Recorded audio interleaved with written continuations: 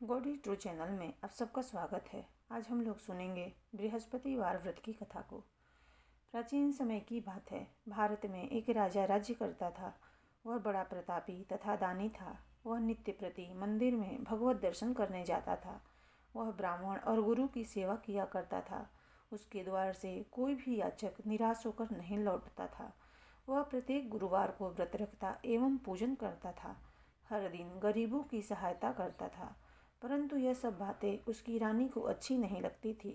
वह न व्रत करती और न किसी को एक भी पैसा दान में देती थी। वह राजा से भी ऐसा करने को मना किया करती थी। एक समय की बात है कि राजा शिकार खेलने वन को चले गए। घर पर रानी और दासी थी। उस समय गुरु बृहस्पति साधु का रूप धारण कर राजा के दरवाजे पर भिक्षा मांगने आए। साधु ने रानी से भिक्षा मांगी तो वह कहने लगी, हे साधु महाराज, मैं इस दान और पुण्य से तंग आ गई हूँ। इस कार्य के लिए मेरे तो पति देव ही बहुत हैं। अब आप ऐसी कृपा करें कि सारा धन नष्ट हो जाए और मैं आराम से रह सकूं। साधु रूपी बृहस्पति देव ने कहा, हे देवी, तुम बड़ी विचित्र हो। संतान और धन से कोई दुखी नहीं होता है। इसको सभी चाहते हैं। पापी भी पुत्र और धन की इच्छा करता है। अगर तुम्हारे पास धन अधिक है तो भूखे मनुष्यों को भोजन कराओ, प्याऊ लगवाओ, ब्राह्मणों को दान दो, धर्मशालाएं बनवाओ, कुआं, तालाब, बावड़ी, बाग बगीचे आदि का निर्माण कराओ तथा निर्धनों की कुंवारी कन्याओं का विवाह कराओ। साथ ही यज्ञ आदि करो। इस प्रकार के कर्मों से आपके कुल का और आपका नाम परलोक में भी सार्थक होगा एवं तुम्हें भी स्वर्ग की प्राप्ति होगी। परंतु रानी साधु की इन बातों से खुश नहीं हुई। उसने कहा, हे साधु महाराज, मुझे ऐसे धन की आवश्यकता नहीं जिसको मैं अन्य लोगों को दान देती फिरूं तथा जिसको रखने और संभालने में ही मेरा सारा समय नष्ट हो जाए। साधु ने कहा, हे देवी, यदि तुम्हारी ऐसी ही इच्छा है तो मैं जैसा तुम्हें बताता हूँ तुम वैसा ही करना। बृहस्पतिवार के दिन घर आंगन को गोबर से लिपना, अपने केसों को पीली मिट्टी से धोना, केसों को धोते समय स्नान करना, राजा से कहना वह हजामत करवाएं, भोजन में मांस मंदिरा खाना, कपड़े धोबी के यहाँ धुलने देना। इस प्रकार 7 बृहस्पतिवार करने से तुम्हारा सारा धन नष्ट हो जाएगा। यह कहकर साधु रूपी महाराज बृहस्पति देव अंतर ध्यान हो गए। रानी ने साधु के कहने के अनुसार 7 बृहस्पतिवार तक वैसा ही करने का विचार किया। साधु के बताए अनुसार कार्य करते हुए केवल 3 बृहस्पतिवार ही बीते थे कि उसकी समस्त धन संपत्ति नष्ट हो गई। भोजन के लिए दोनों समय परिवार तरसने लगा तथा सांसारिक भोगों से दुखी रहने लगा। तब राजा रानी से कहने लगा कि हे रानी, तुम यहाँ पर रहो, मैं दूसरे देश को जाता हूँ, क्योंकि यहाँ पर मुझे सभी मनुष्य जानते हैं, इसलिए मैं यहाँ पर कोई काम नहीं कर सकता। मैं अब परदेश जा रहा हूँ, वहाँ कोई काम धंधा करूँगा, शायद हमारे भाग्य बदल जाएं। ऐसा कहकर राजा परदेश चला गया। वह वहाँ जंगल से लकड़ी काट कर लाता और शहर में बेचता। इस तरह जीवन व्यतीत करने लगा। इधर राजा के बिना रानी और दासियां दुखी रहने लगी। किसी दिन भोजन मिलता और किसी दिन जल पीकर ही रह जाती। एक समय रानी और दासियों को 7 दिन बिना भोजन के व्यतीत करने पड़े। तो रानी ने अपनी दासी से कहा, हे दासी, यहाँ पास ही के नगर में मेरी बहन रहती है। वह बड़ी धनवान है। तू उसके पास जा और वहाँ से 5 सेर बेझड़ मांग कर ले आ, जिससे कुछ समय के लिए गुजारा हो जाएगा। दासी रानी की बहन के पास गई। रानी की बहन उस समय पूजा कर रही थी। बृहस्पतिवार का दिन था। दासी ने रानी की बहन से कहा, हे रानी, मुझे आपकी बहन ने भेजा है, मुझे 5 सेर बेझड़ दे दो। दासी ने यह बात अनेक बार कही, परंतु रानी की बहन ने कोई उत्तर नहीं दिया, क्योंकि वह उस समय बृहस्पतिवार की कथा सुन रही थी। जब दासी को रानी की बहन से कोई उत्तर नहीं मिला तो वह बहुत दुखी हुई। उसे क्रोध भी आया। वह लौटकर रानी से बोली, हे रानी, आपकी बहन बहुत ही घमंडी है। वह छोटे लोगों से बात भी नहीं करती। मैंने उससे कहा तो उसने कोई उत्तर नहीं दिया। मैं वापस चली आई। रानी बोली, हे दासी, इसमें उसका कोई दोष नहीं है। जब बुरे दिन आते हैं तब कोई सहारा नहीं देता। अच्छे बुरे का पता विपत्ति में ही लगता है। जो ईश्वर की इच्छा होगी वही होगा। यह सब हमारे भाग्य का दोष है। उधर रानी की बहन ने सोचा कि मेरी बहन की दासी आई थी, परंतु मैं उससे नहीं बोली कि इससे वह बहुत दुखी हुई होगी। अतः कथा सुन और विष्णु भगवान का पूजन समाप्त कर वह अपनी बहन के घर आई और कहने लगी, हे बहन, बृहस्पतिवार का व्रत कर रही थी, तुम्हारी दासी हमारे घर गई थी, परंतु जब तक कथा होती है तब तक हम लोग न उठते हैं और न बोलते हैं, इसलिए मैं नहीं बोली। कहो, दासी क्यों गई थी? रानी बोली, बहन, हमारे घर अनाज नहीं था, वैसे तुमसे कोई बात छिपी नहीं है, इस कारण मैंने दासी को तुम्हारे पास 5 सेर बेजड़ लेने के लिए भेजा था। रानी की बहन बोली, बहन देखो, बृहस्पति भगवान सबकी मनोकामना पूर्ण करते हैं, देखो शायद तुम्हारे घर में ही अनाज रखा हो। यह सुनकर दासी घर के अंदर गई तो वहां उसे एक घड़ा बेझड़ का भरा मिल गया। उसे बड़ी हैरानी हुई, क्योंकि उसने एक एक बर्तन देख लिया था। उसने बाहर आकर रानी को बताया। दासी अपनी रानी से कहने लगी, हे रानी देखो, वैसे हमको जब अन्न नहीं मिलता तो हम रोज ही व्रत करते हैं। अगर इनसे इस व्रत की विधि और कथा पूछ ली जाए तो उसे हम भी कर लिया करेंगे। दासी के कहने पर रानी ने अपनी बहन से बृहस्पतिवार व्रत के बारे में पूछा। उसकी बहन ने बताया, हे रानी बहन, बृहस्पतिवार को सूर्योदय से पूर्व उठकर स्नान करके बृहस्पतिवार का व्रत करना चाहिए, लेकिन उस दिन सिर नहीं धोना चाहिए।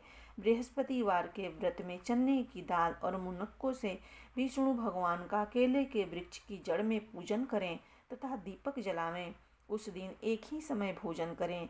भोजन पीले खाद्य पदार्थ का करें तथा कथा सुनें। इस प्रकार करने से गुरु भगवान प्रसन्न होते हैं, अन्न पुत्र धन देते हैं। इस तरह व्रत और पूजन की विधि बताकर रानी की बहन अपने घर लौट गई। रानी और दासी दोनों ने निश्चय किया कि वे बृहस्पति देव भगवान का पूजन जरूर करेंगी। 7 दिन बाद जब बृहस्पतिवार आया तो उन्होंने व्रत रखा। घुड़साल में जाकर चना और गुड़ बीन लाई तथा उसकी दाल से केले की जड़ में विष्णु भगवान का पूजन किया। अब भोजन कहाँ से आए? दोनों बड़ी दुखी हुई, परंतु उन्होंने व्रत किया था, इस कारण बृहस्पति देव भगवान प्रसन्न थे। वे एक साधारण व्यक्ति के रूप में 2 थालों में सुंदर पीला भोजन लेकर आए और दासी को देखकर बोले, हे दासी, यह भोजन तुम्हारी और रानी के लिए है, तुम दोनों करना। दासी भोजन पाकर बड़ी प्रसन्न हुई और रानी से बोली, रानी जी, भोजन कर लो। रानी को भोजन आने के बारे में कुछ पता नहीं था, इसलिए वह दासी से बोली, जा तू ही भोजन कर, क्योंकि तू हमारी व्यर्थ में हंसी उड़ाती है। दासी बोली, एक व्यक्ति अभी भोजन दे गया है। रानी कहने लगी, वह भोजन तेरे लिए ही दे गया है, तू ही भोजन कर। दासी ने कहा, वह व्यक्ति हम दोनों के लिए 2 थालों में भोजन दे गया है, इसलिए मैं और आप दोनों ही साथ साथ भोजन करेंगी। फिर दोनों ने गुरु भगवान को नमस्कार कर भोजन प्रारंभ किया। उसके बाद से वे प्रत्येक बृहस्पतिवार को गुरु भगवान का व्रत और पूजन करने लगी। बृहस्पति भगवान की कृपा से उसके पास धन हो गया, परंतु रानी फिर पहले की तरह से आलस्य करने लगी। तब दासी बोली, देखो रानी, तुम पहले भी इस प्रकार आलस्य करती थी, तुम्हें धन के रखने में कष्ट होता था, इस कारण सभी धन नष्ट हो गया। अब गुरु भगवान की कृपा से धन मिला है तो फिर तुम्हें आलस्य होता है। बड़ी मुसीबतों के बाद हमने यह धन पाया है, इसलिए हमें दान पुण्य करना चाहिए। तुम भूखे मनुष्यों को भोजन करवाओ, प्याऊ लगवाओ, ब्राह्मणों को दान दो, कुआं, तालाब, बावड़ी आदि का निर्माण कराओ, मंदिर पाठशाला बनवा कर दान दो, कुंवारी कन्याओं का विवाह कराओ, धन को शुभ कार्यों में खर्च करो, जिससे तुम्हारे कुल का यश बढ़े तथा स्वर्ग प्राप्त हो और पितृ प्रसन्न हो। दासी की बात मानकर रानी ने इसी प्रकार के कर्म करने प्रारंभ किए, जिससे उनका काफी यश फैलने लगा। एक दिन रानी और दासी आपस में विचार करने लगी कि न जाने राजा किस दशा में होंगे, उनकी कोई खोज खबर नहीं है। गुरु भगवान से उन्होंने प्रार्थना की और भगवान ने रात्रि में राजा को स्वप्न में कहा, हे राजा उठ, तेरी रानी तुझको याद करती है, अब अपने देश को लौट जा। राजा प्रातःकाल उठकर जंगल से लकड़ियां काट कर लाने के लिए जंगल की ओर चल पड़ा। जंगल से गुजरते हुए वह सोचने लगा, रानी की गलती से कितने दुख भोगने पड़े। राजपाट छोड़कर उसे जंगल में आकर रहना पड़ा। जंगल से लकड़ियां काटकर उसे बेचकर गुजारा करना पड़ा। उसी समय उस जंगल में बृहस्पति देव एक साधु का रूप धारण कर आए और राजा के पास आकर बोले, हे लकड़हारे, तुम इस सुनसान जंगल में किस चिंता में बैठे हो, मुझे बतलाओ। यह सुनकर राजा के नेत्रों में जल भर आया और साधु की वंदना कर बोला, हे प्रभो, आप सब कुछ जानने वाले हैं। इतना कहकर राजा ने साधु को अपनी संपूर्ण कहानी सुना दी। महात्मा तो स्वभाव से ही दयालु होते हैं। वे राजा से बोले, हे राजा, तुम्हारी पत्नी ने बृहस्पति देव के प्रति अपराध किया था, जिसके कारण तुम्हारी यह दशा हुई। अब तुम किसी प्रकार की चिंता मत करो, भगवान तुम्हें पहले से अधिक धन देंगे। देखो, तुम्हारी पत्नी ने बृहस्पतिवार का व्रत करना प्रारंभ कर दिया है। अब तुम भी बृहस्पतिवार का व्रत करके चने की दाल व गुड़ और जल को लोटे में डालकर केले के पत्ते से भगवान विष्णु का पूजन करो। फिर कथा कहो या सुनो, भगवान तुम्हारी सब कामनाओं को पूर्ण करेंगे। साधु को प्रसन्न देखकर राजा बोला, हे प्रभु, मुझे लकड़ी बेचकर इतना पैसा नहीं बचता जिससे मैं भोजन करने के उपरांत कुछ बचा सकूं। मैंने रात्रि में अपनी रानी को व्याकुल देखा है। मेरे पास कोई साधन नहीं जिससे मैं समाचार जान सकूं। फिर मैं बृहस्पतिवार की कौन सी कहानी कहूँ या सुनूं, मुझको तो कुछ भी मालूम नहीं है। साधु ने कहा, हे राजा, तुम किसी बात की चिंता मत करो। बृहस्पतिवार के दिन तुम रोजाना की तरह लकड़ियां लेकर शहर में जाओ। तुम्हें रोज से दुगना धन प्राप्त होगा, जिससे तुम भली भांति भोजन कर लोगे तथा बृहस्पति देव की पूजा का सामान भी आ जाएगा। बृहस्पति देव की कथा इस प्रकार है। प्राचीन काल में एक बहुत ही निर्धन ब्राह्मण था। उसकी कोई संतान नहीं थी। वह नित्य पूजा पाठ करता, परंतु उसकी स्त्री बहुत मलिनता के साथ रहती थी। वह न स्नान करती और न किसी देवता का पूजन करती। प्रातः काल उठते ही सर्वप्रथम भोजन करती, बाद में कोई अन्य कार्य करती। ब्राह्मण देवता बहुत दुखी रहते थे। पत्नी को बहुत समझाते, किंतु इसका कोई परिणाम न निकलता।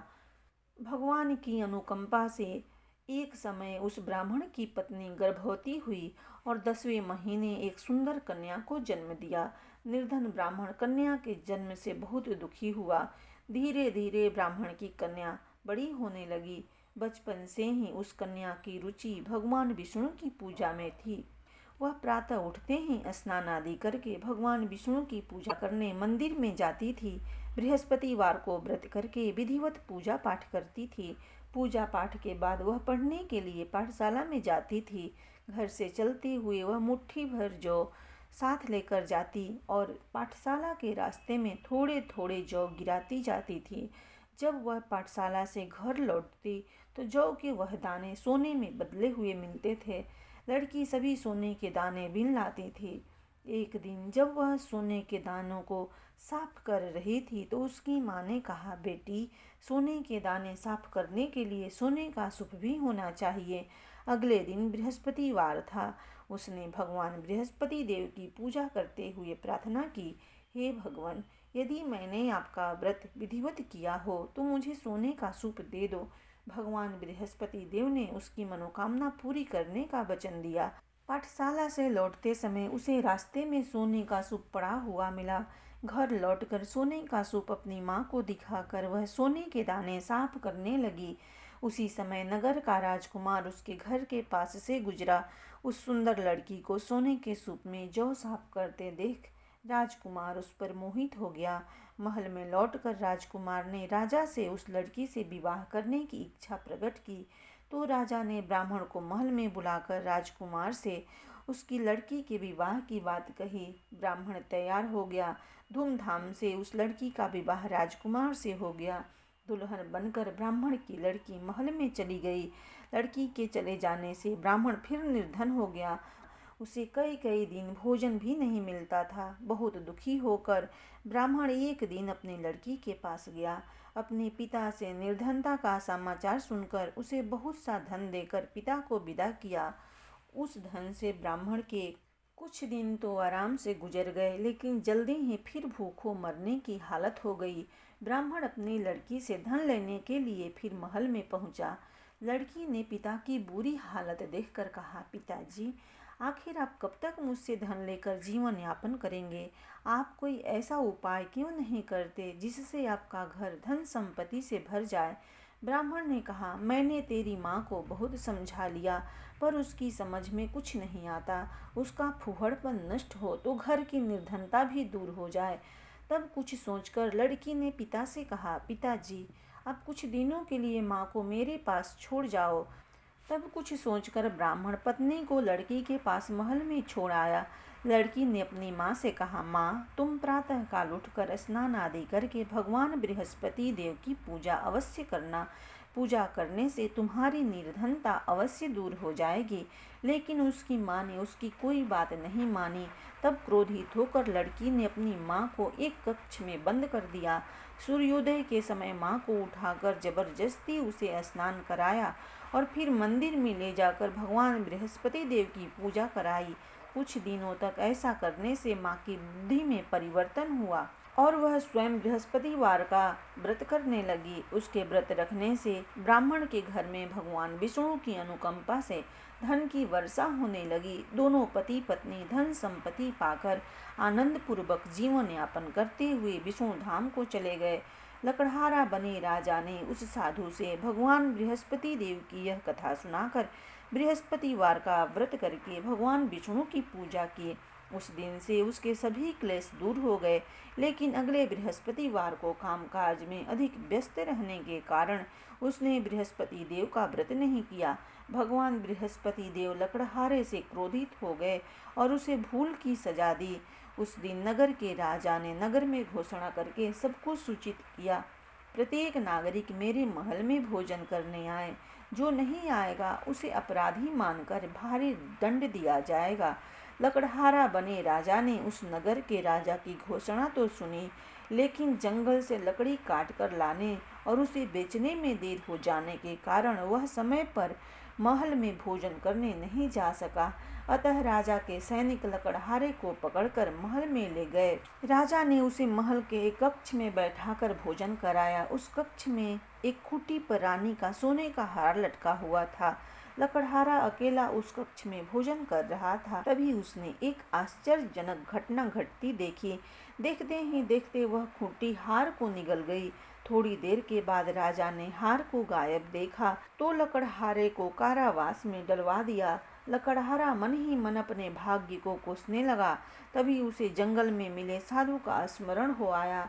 थोड़ी देर में भगवान बृहस्पति देव सन्यासी के रूप में उसके सामने प्रकट हुए और कहा, हे लकड़हारे, तूने भगवान बृहस्पति देव की पूजा नहीं की, इसी कारण तुम्हें कष्ट हुआ है। लेकिन अब चिंता मत करो, बृहस्पतिवार के दिन कारागार के दरवाजे पर तुम्हें कुछ पैसे पड़े हुए मिलेंगे। उन पैसों से भगवान बृहस्पति देव का व्रत करके उनकी पूजा करोगे तो तुम्हारे सब दुख नष्ट हो जाएंगे। बृहस्पतिवार के दिन दरवाजे पर पड़े मिले पैसों से चने और गुड़ मंगाकर लकड़हारे ने बृहस्पतिवार की कथा कही तो भगवान बृहस्पति देव ने प्रसन्न होकर उस नगर के राजा को सपने में लकड़हारे को कारागार से मुक्त करने को कहा। सुबह राजा ने अपने कक्ष में आकर देखा तो खूंटी पर रानी का हार टंगा हुआ था। राजा ने लकड़हारे को मुक्त कर दिया और उसे धन और आभूषण देकर विदा किया। लकड़हारा बना राजा उस नगर से चलकर अपने नगर में पहुंचा तो उस नगर में कुएं, धर्मशाला, बाग बगीचे देखकर बहुत प्रसन्न हुआ। राजा ने किसी से पूछा, ये कुएं, धर्मशालाएं किसने बनवाई है? सबने उसे बताया कि यह सब रानी और उसकी दासी ने बनवाए हैं। राजा महल में पहुंचा तो रानी ने उसका भव्य स्वागत किया। तब राजा ने निश्चय किया कि सप्ताह में एक बार तो सभी बृहस्पति देव का व्रत तथा पूजन करते हैं, परंतु मैं प्रतिदिन व्रत किया करूँगा तथा दिन में 3 बार कथा कहा करूँगा। अब राजा हर समय दुसाले में चने की दाल बांधे रहता तथा दिन में 3 बार बृहस्पति देव की कथा कहता। कुछ दिनों के बाद राजा को अपनी बहन की याद आई। एक दिन घोड़े पर सवार होकर राजा अपनी बहन से मिलने चल दिया। अभी राजा नगर के बाहर पहुंचा ही था कि उसने कुछ लोगों को 100 को ले जाते हुए देखा। राजा को स्मरण हो आया कि आज उसने किसी को बृहस्पतिवार की व्रत कथा नहीं सुनाई है। राजा ने उन लोगों को रोककर कहा, भाइयों, आप सब को ले जाने से पहले मुझसे बृहस्पतिवार की कथा सुन लें। लोगों ने राजा पर क्रोधित होते हुए कहा, तुम पागल तो नहीं हो? लेकिन कुछ बड़े बूढ़े लोगों ने कहा, अच्छा भाई, साथ में चलते चलते तुम अपनी कथा भी सुना लो। राजा ने चलते हुए आधी कथा ही सुनाई थी कि सौ हिलने लगा। राजा को पूरी कथा सुनाते ही सौ उठकर बैठ गया। लोगों ने हैरानी से दांतों तले उंगली दबाई और अगले बृहस्पतिवार से भगवान बृहस्पति देव का व्रत करने व कथा सुनने का निश्चय कर लिया। अब घोड़े पर सवार राजा चलते हुए एक किसान के पास पहुंचा।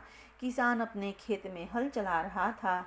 राजा ने कहा, अरे भाई, मुझसे बृहस्पतिवार की कथा सुन लो। किसान झुंझलाकर बोला, अरे भाई, देख नहीं रहे, जितनी देर तक तुम्हारी कथा सुनूंगा उतने देर में तो पूरे खेत में हल चला लूँगा। राजा निराश होकर चलने लगा। तभी किसान के बैल लड़खड़ाकर जमीन पर जा गिरे। किसान के पेट में भी जोरों का दर्द होने लगा। उस किसान की पत्नी जब खाना लेकर आई तो उसने किसान से इस बारे में पूछा। किसान ने घुड़सवार की पूरी कहानी सुनाई। किसान की पत्नी दौड़ती हुई राजा के पास पहुंचकर हाथ जोड़कर बोली, भैया, मैं तुम्हारी कथा सुनने को तैयार हूँ। राजा ने उसके साथ खेत पर पहुंचकर बृहस्पतिवार की कथा सुनाई। तभी बैल उठकर खड़े हो गए। किसान के पेट का दर्द भी तुरंत ठीक हो गया। राजा अपनी बहन के घर पहुंचा तो उसकी बहुत आवभगत हुई। अगले दिन सुबह उठकर राजा ने देखा घर के सभी लोग भोजन कर रहे हैं। किसी भूखे को बृहस्पतिवार की कथा सुनाए बिना राजा भोजन नहीं करता था। उसने बहन से कहा, बहन, क्या घर में कोई ऐसा व्यक्ति है जिसने अभी तक भोजन न किया हो? उसकी बहन बोली, भैया, हमारे घर में तो क्या, आपको पूरे नगर में कोई ऐसा व्यक्ति नहीं मिलेगा जिसने सुबह सुबह भोजन नहीं किया हो।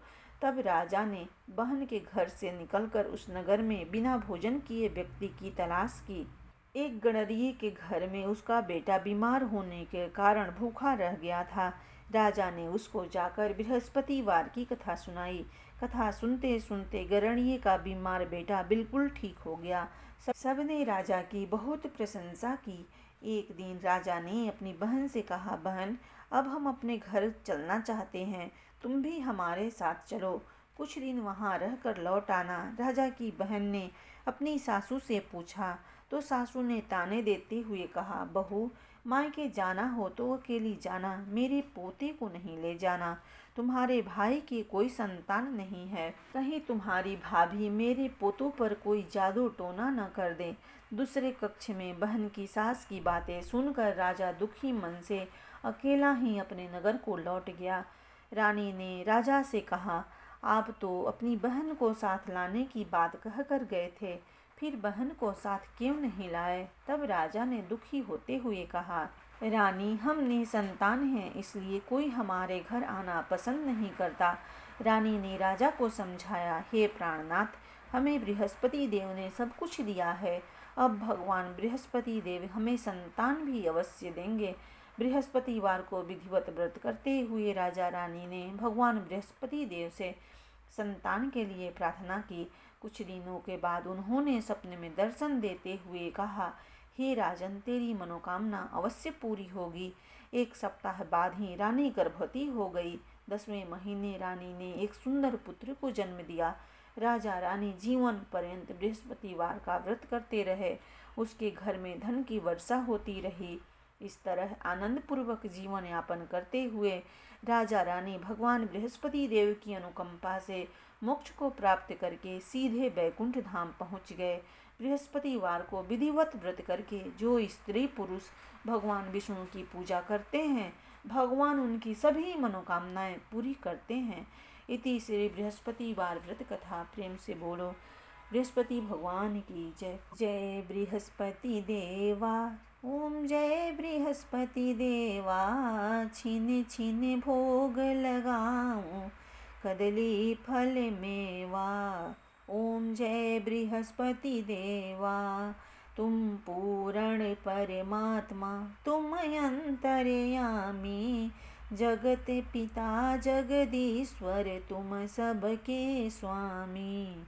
ओम जय बृहस्पति देवा, चरणामृत निज निर्मल सब पातक हरता। सकल मनोरथ दायक कृपा करो भरता। ओम जय बृहस्पति देवा, तन मन धन अर्पण कर जो जन शरण पड़े। प्रभु प्रकट तब हो कर आकर द्वार खड़े। ओम जय बृहस्पति देवा, दीन दयाल दयानिधि भक्तन हितकारी।